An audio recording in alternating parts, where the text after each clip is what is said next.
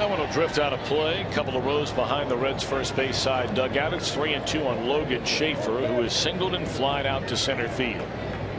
Look at that move by that fan right there. That's big league move. Big leaguer. He caught the foul ball, found a kid, didn't even think twice about it. Flipped it right to him. That's a move you'd make. That's a nice, really nice gesture.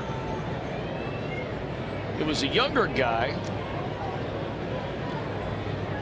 Guy looked like he was in his early 20s.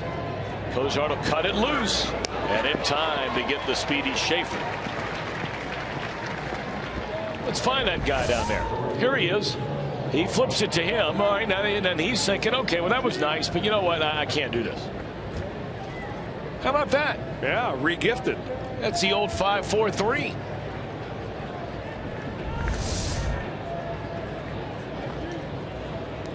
Certainly didn't want to give it to the guy with the Yankee hat on. See, they just found out from his buddies that they're showing me on television.